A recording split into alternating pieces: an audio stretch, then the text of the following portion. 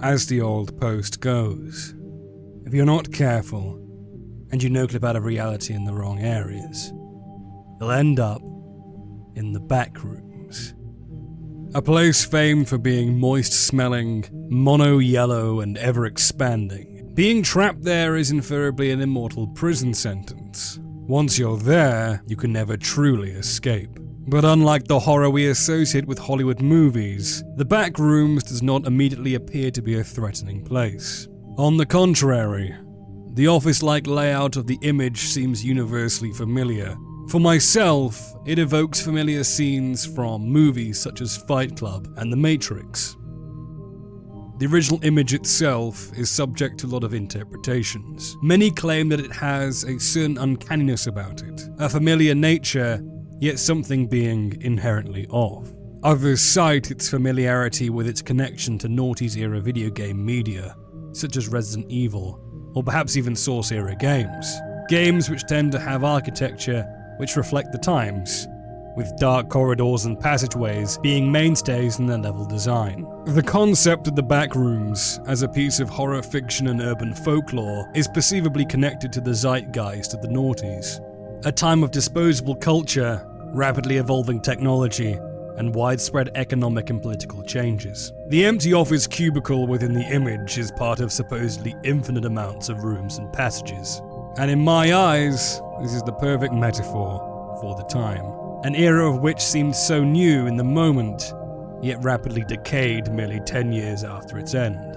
Nostalgia, within its relation to horror, is not a distant or irrelevant thing. Many would argue that nostalgia, in the case of internet creepypastas, is a fundamental aspect of evoking an emotional response from readers. Places in which we feel most comfortable tend to be also the places we are most vulnerable to fear. Creepypastas, which are notorious for exploiting this trope, are Photo Negative Mickey and the Ronald McDonald House, both utilizing locations such as Disneyland and McDonald's to lure the reader into a familiar space to then subvert their expectations by filling it with a threatening and horrifying creature. However, the Backrooms, as stated before, is linked to this essence of no-clipping, i.e. the ability in a video game to input a command to fly around or phase through a wall via a glitch to transcend the boundaries of the digital space. As a so-called gamer from the noughties, no-clipping is a familiar and profoundly nostalgic thing for me. I have a lot of fond memories of playing on Gmod, hosting servers on Flatgrass, and passing through the liminal boundaries of the floor or the bunker to either reveal the flatty grass skybox or the unnerving room which hid just in plain sight of spawn.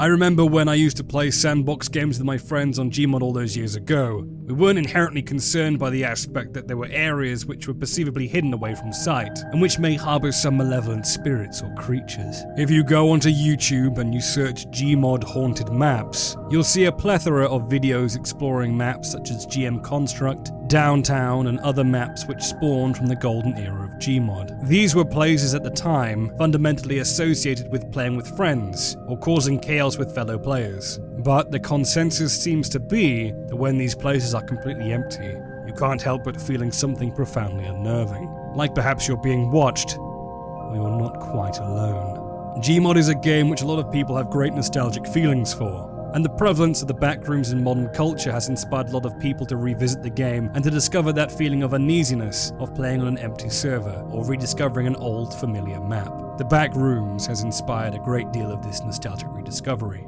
and perhaps the horror we may experience when we realize that the happy times of our lives playing these games are perceivably always out of reach, or permanently tainted by the passing of time. The Backrooms' association with video game media from the noughties, such as prolific horror titles and mainstream hits, explore how the evolution of technology really has altered our perception of uncanniness, and what we find disturbing in the present day. However, the original picture of the Yellow Room is something which is perceivably very real and visceral. It might feel as if it's somewhere you might travel to on a game by glitching through the walls of reality, but this room probably does exist somewhere in the real world. It is, for all purposes, a space corrupted by the passing of time. As a relic of the disposable culture of the noughties, its longevity is severely on the decline, but its emotional value to those that have memories within such spaces is an element which will carry on for years, especially within the horror genre. The growing community surrounding liminal spaces, inspired by the cultural influence of the Backrooms, has further explored how places within real life can evoke those same emotions of fear and uncanniness. These communities who post avidly on subreddits or internet communities share a similar goal: to express what evokes that horrifying nostalgia within them, that feeling of being somewhat lost or alone within an eerie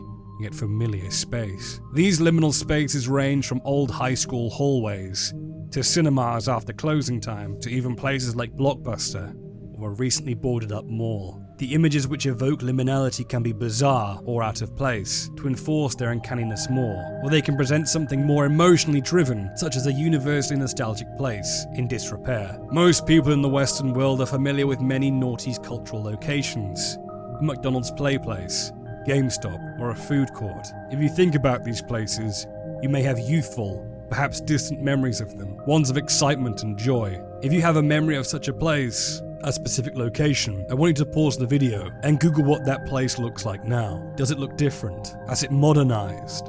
Has it stayed the same? Or is it now completely gone? The feeling of loss which nostalgia often provides is what really emphasizes the horror of liminal spaces, and thus the Backrooms. These places which once felt so familiar are now in most cases completely out of touch, either by the changing of the times or the wrecking ball of the future. Even in the case of video games, where we expect things to exist forever, also must come to an end. You may never experience the sheer joy of what it was like to play on those old Xbox Live Call of Duty deathmatches, or a game of Dark RP, or something very similar. Whilst many videos on the internet will have you believe that there are ghosts and spirits which linger within these liminal spaces, I feel the true ghost is, without being too tacky, the one we left behind in our memories. These are liminal spaces because they're primarily places we think we remember fondly, and we're cut short between two places in time: the nostalgic past and the frightening future. I have a lot of nostalgic memories about things relating to liminal spaces, and even the Backrooms. When I first saw that image, and the post which followed, it did feel crazily familiar. My parents worked in similar offices when I was a kid, even if they weren't nearly as moist or as buzzing as the post describes. Whilst the Backrooms may have you fearful of similar-looking 90s/naughty spaces, which might have terrifying creatures lurking behind the corners, I feel the true fear doesn't come from what might attack you, but where you're forced to exist. The Backrooms is a place which continues forever and ever, a place which never truly dies, and never truly ends. It's a place outside the boundaries of time and space, accessible perhaps only by clipping through the barriers of reality, to a place which feels uncanny and dreamlike. The nightmare of the Backrooms to me isn't the essence of threat, but the persisting feeling of being alone in a place which feels nostalgically horrifying. Constantly facing the cold embrace of the past, whilst wandering the halls of a place you don't belong within anymore. I love the concept of the Backrooms.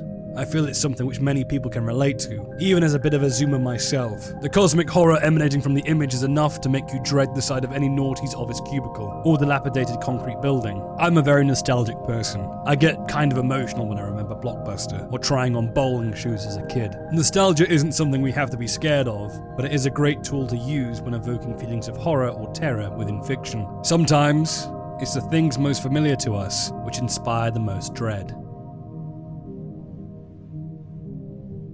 Thank you for watching. I hope you enjoyed this video. This video is a bit different from my normal uploads, which are based around the nostalgic game for me, Vampire the Masquerade and The World of Darkness, which are both properties inspired by late 90s and noughties culture. If you enjoy similar videos to this, feel free to check out my other content. If you want to support the channel, feel free to leave a like or a comment, perhaps sharing your thoughts and experience with liminal spaces, or the Backrooms. Also, if you really enjoyed this video and want to keep up to date with the channel, please feel free to subscribe, or perhaps even follow my Twitter. Links are in the description below. I do want to make more experimental videos like this on topics which interest and excite me. I have a broad range of interests, from tabletop role-playing games to dark and gritty manga and anime. So if you're interested in horror and dark settings and gritty fiction, this channel may be for you. And so, until next time, stay safe and don't wander naively into the night.